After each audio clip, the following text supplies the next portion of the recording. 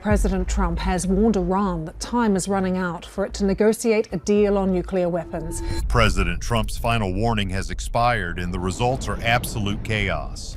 Rioters are storming the capital in Iran while the Ayatollah flees for his life. A massive armada of U.S. warships is now on station, providing options that have the regime's inner circle shaking. The Ayatollah warns the United States attack will bring regional war.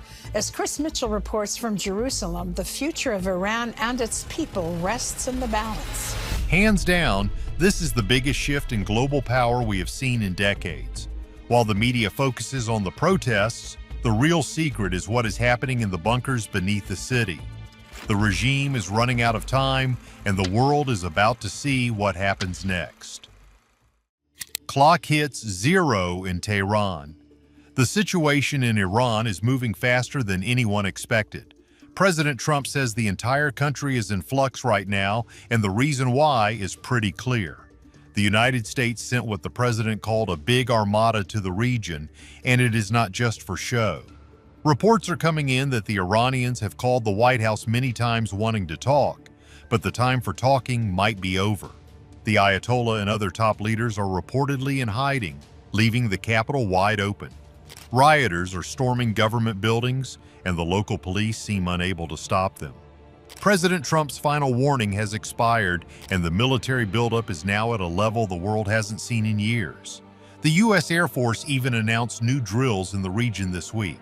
This means new weapons are flowing into neighboring countries like Jordan and Qatar every single hour. A U.S. official confirmed that the USS Abraham Lincoln Aircraft Carrier Strike Group has officially entered the area. This fleet includes destroyers and combat ships that carry enough firepower to change the map. While this was happening, Iran's foreign ministry tried to act tough. They said the arrival of a warship would not shake their will. They claimed they had the capability to defend the country with full force. However, it is hard to see how they can fight their own people and a foreign military at the exact same time. The Iranian military is supposed to be watching every movement, but their own headquarters are currently being surrounded by angry citizens. It is a horrible regime that has reached its limit. The diplomatic window that U.S. officials talked about for weeks appears to be slammed shut. This armada provides the president with a lot of options. These could be offensive strikes or even a blockade to stop all ships from moving in the region. Combined with the 40,000 American forces already stationed nearby, it is a massive deterrent.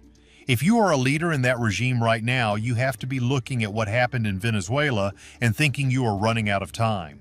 The firepower is sitting right there, and it gives the people on the streets the cover they need to keep moving. Without an external threat to worry about, the regime would have used all its force on the protesters. But now they have to look both ways. If the protests keep growing, the energy on the street becomes impossible to stop. Some experts say individual strikes might not topple a regime, but when the leaders are already hiding underground, everything changes. The people are the real boots on the ground here. They are the ones storming the capital and reclaiming their land. The rank and file of the Iranian army are watching this too. They have friends and relatives out there protesting for their lives. If the Ayatollah disappears or flees to another country, the soldiers have to decide whose side they are really on. Things get even crazier when you realize the regime is in the worst shape it has been in since 1980. They are failing politically, economically, and militarily. Many people like to blame sanctions for the trouble, but the truth is, the leaders chose to fund groups that cause harm instead of helping their own people. They spent money on proxy wars while their citizens ran out of water and dealt with prices that doubled every year. Now, the people have had enough. They do not want a simple replacement. They want their freedom back. They remember a time when things were different, and they are willing to risk everything to get it back. The pressure on the leadership is reaching a breaking point as more people from the inside start to jump ship. Military assets. Total 40,000. The scale of this military move is actually much bigger than what the world saw in Venezuela. The naval fleet is about the same size, but there are an extra 40,000 Americans in planes and bases throughout the Middle East. This provides way more firepower and way more options for the commander-in-chief. President Trump seems to know exactly what he wants to do next. He is just waiting for the right moment to make the move.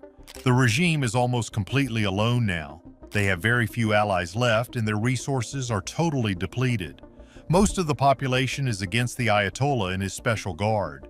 The only ones left backing the regime are a few extremist groups.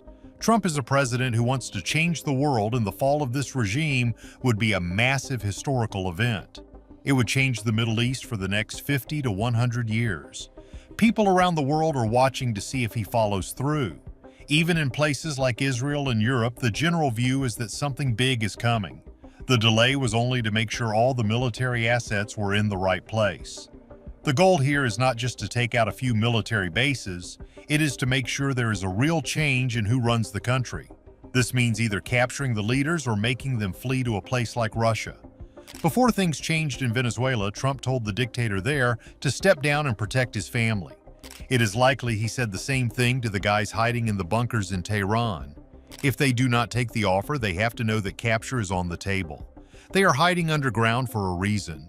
They know that the armada is not just sitting there for a photo op. The Ayatollah's son is reportedly trying to run the daily operations while his father stays hidden.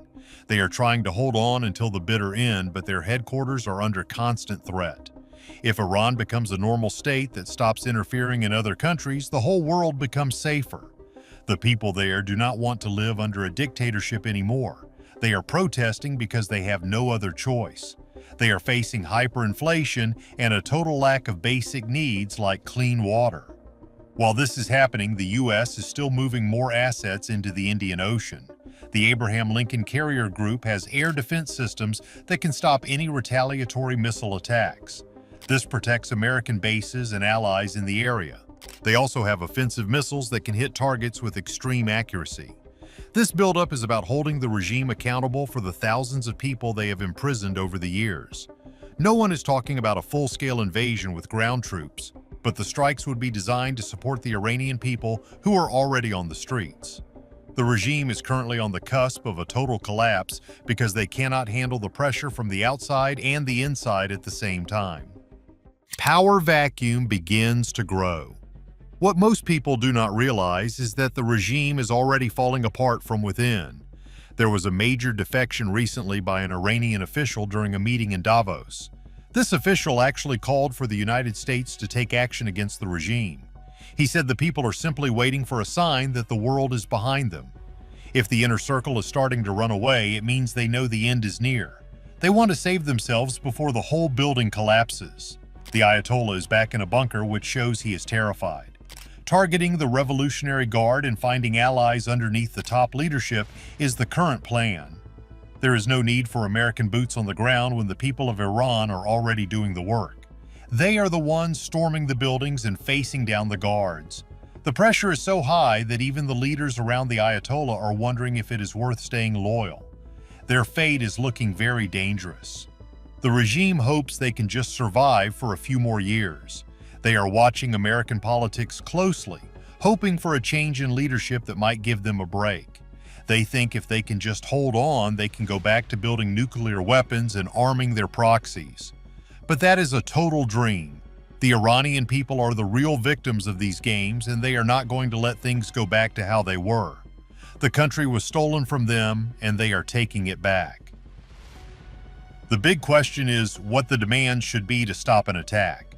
The red line was drawn long ago when the regime started hurting its own people. Even if things seem quiet for a few minutes, the tension is still there. One strike might not bring the whole thing down, but multiple strikes across the country would destroy the regime's ability to fight back. They would lose their radar, their communications, and their power to stop the protesters. We are looking at a programmatic way to degrade the regime. This means hitting the things that allow them to repress the people. The regime is not well organized right now, and their ability to react is getting weaker every day. If a bunch of things happen at once, the leaders will have nowhere to go. They will be blind and unable to see what is coming next. This is exactly what happened in the Venezuela playbook. You black out the radar, take out the military installations, and leave the regime with no way to talk to their soldiers. The common people are ready to reclaim their land after 50 years of living in fear. Reclaiming the land. So, here's the deal. The idea of multiple strikes is exactly what worked in the past. If the U.S. military takes out the communication hubs and the missile sites, the regime becomes useless. They won't be able to shoot back at the armada or the planes. More importantly, they won't be able to give orders to the guards on the streets. This creates a window for a transition government to take over. This would be someone the world can actually talk to, unlike the current hardliners. The Ayatollah and his group are not the kind of people you can make a deal with. That is why the president is not taking their calls. Everyone knows what their plan is. They want to wait for a different government in the U.S. so they can go back to their old ways. They have sympathizers in different places, but their time is running out. Having a safer world means having a country like Iran stop chanting for destruction. It makes everyone safer in the long run. The ballistic missile program and the nuclear goals of the current leaders are a complete absurdity for the people living there. They just want to have a normal life. We have to stay focused on what is best for the Iranian citizens. Their country was taken from them, and the current chaos is the first step in getting it back. The big armada is there to make sure the regime cannot retaliate against the people or the rest of the world. If the regime's ability to move is diminished, they lose all their power. You have the people on the streets who are ready to move in. It is a cohesive tale of a country on the edge of a brand new era.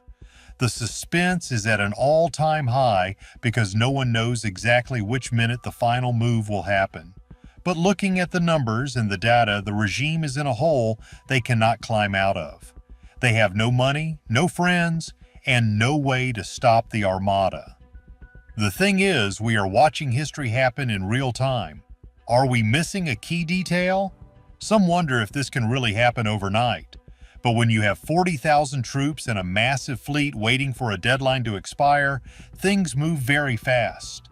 The Iranian people are the ones who will ultimately decide the future of their land. The armada is just there to make sure they get that chance. As the gates of the capital fall, one huge question remains. Can a new government actually bring peace, or is the chaos just beginning? Let me know your thoughts below. Don't forget to like and subscribe for more.